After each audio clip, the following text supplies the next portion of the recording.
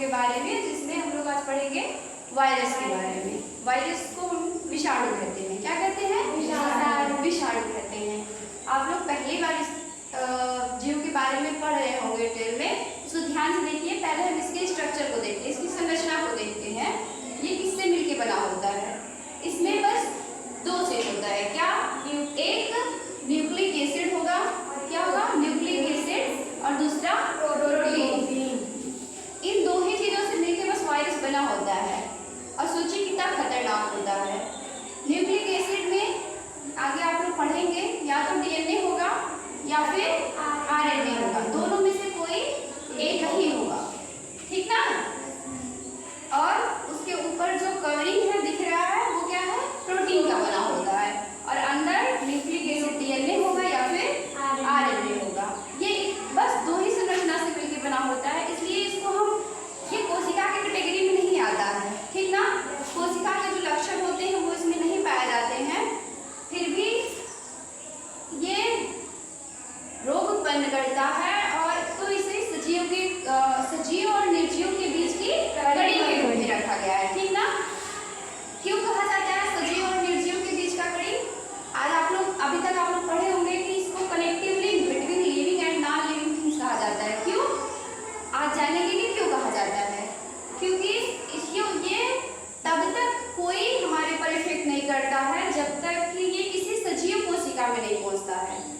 अगर जब तक ये क्रिस्टल फॉर्म में रहता है, क्योंकि इसका क्रिस्टलीकरण किया जा सकता है। वायरस को क्रिस्टलीकरण करके हम बहुत दिनों तक रख सकते हैं। तब तक ये जब तक क्रिस्टल फॉर्म में होता है, तब तक ये कोई भी इन्फेक्शन क्रिएट करने की कैपेसिटी इसके अंदर नहीं रहती है। जैसे ही ये किसी लिविंग सेल के कांटेक्ट में आता है, चाहे वो प्लांट सेल हो चाहे वो एनिमल सेल हो, जैसे ही वो किसी सेल के कांटेक्ट में आता है, वो अपनी संख्या में बहुत तेजी से वृद्धि करता है। जिस सेल में एंटर करता है उसके फंक्शन को ये रप्चर कर देता है और अपने ही जैसे और भी ऑर्गेनिज्म को ये बहुत तेजी से बढ़ा देता है। तो उस समय इन्फेक्शन हो जाता है हमारी बॉडी के अंदर या पेड़ पौधों के अंदर, जो गंभीर बीमारी का रूप ले लेते हैं, ठीक?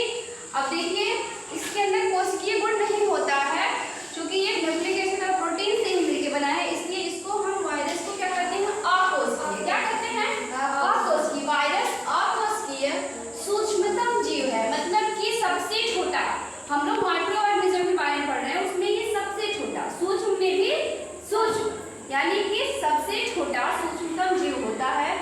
यह न्यूक्लिक एसिड और प्रोटीन से मिलकर बना होता है, ठीक? न्यूक्लिक एसिड में या तो डीएनए होगा या फिर आरएनए होगा।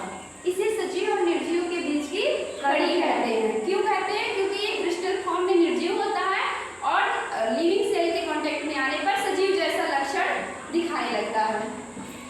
इससे गंभीर संक्रामक रोग होते हैं।